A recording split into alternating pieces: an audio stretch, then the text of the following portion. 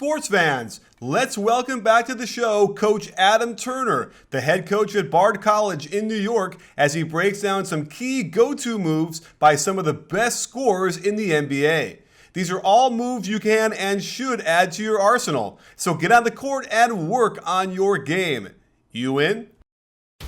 Welcome to NBA Go-To Moves. We're going to take a look at some guys in the playoffs. We're going to kick it off with Kevin Durant.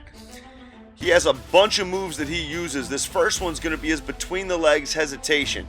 He loves rocking the defense to sleep with this little between the legs where he hesitates with the ball in his left hand, and he can either fire it, or if you bite on the jump shot, he's going to go by and make you pay. It all starts with KD's ability to be deadly shooting off the dribble, and you got to respect that, and when you do, he's going to go by you and get all the way to the rim. Watch for how low he stays on this move. That's really a key. KD has been getting these mid-post touches, kind of like Dirk, and he uses very similar move set. He loves to turn, face you up, and actually eye the floor, getting his eyes down to make you believe that he's going to drive, and then he rises and fires. And because he has such great length, it's nearly impossible to contest this shot. Take a look at how he uses his eyes, puts them on the floor, and then as soon as you relax, he's going to fire the jump shot up. Eyes down, defender relaxes, he's going to fire his jump shot, and once again, impossible to stop. Similar to the first move we looked at, KD has a deadly lefty hesitation pull-up. He uses this one mostly in transition.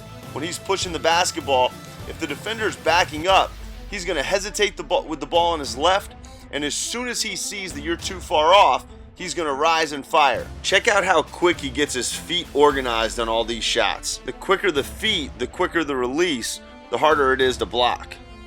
Every great move has a counter move, and for Durant, it's this hesitation go. He's going to use the exact same left-handed hesitation move, except this time, when he sees the defense react and jump up to respect the shot, he's going to either go by or cross it over and make a move off the dribble. Having a move like the hesitation jump shot and then a counter move where you can hesitate and go by makes it really hard for the defense to figure you out. My favorite go-to move for Durant is the way he uses down screens. They set a lot of pin downs for him, and his favorite thing to do is to curl into the mid-range and shoot these little short mid-range jump shots from around the elbow. He's so deadly because you have to trail him, and then when you do, he's so adept at just catching it and either putting it on the floor and getting to the rim, or taking that little shot right around the elbow free throw line area. His counter to this is the defense has to start overplaying that little curl. So you see the defense get on the top side like they are right here, and he and Westbrook have really developed a relationship and a rapport where Westbrook knows when he sees that, he's just going to throw it over the top for KD to go get it. Really, really hard when a guy can curl for jump shots and he can also beat you on a lob. The next guy we're going to take a look at is Isaiah Thomas on the Celtics. At about 5'9", he has to have some pretty special moves to score the ball the way he does. The first one we're going to look at is this wrong foot layup. He loves shooting with the right hand off the right foot. Now traditionally when you see a layup, it's right hand, left foot. Isaiah Thomas loves taking off the right foot, and what this does is it throws shot blockers' timings off. So as he gets into the paint, shot blockers are used to seeing right foot, left foot layup. And when all of a sudden he takes off the right foot really quickly, it makes it hard for the shot blocker to time it and really get a good contest. Next is the split dribble. Being a smaller player, Thomas has a huge advantage here. He's so close to the ground and he's below the arm level of a lot of defenders that this split on ball screens or in traffic is something he can do a lot easier than most players can, and he utilizes it to perfection. He loves coming off ball screens and then splitting, throwing the ball through the defense to end up in the paint and around the rim. Another undersized guard trick that Thomas has in his bag of tricks is this teardrop layup.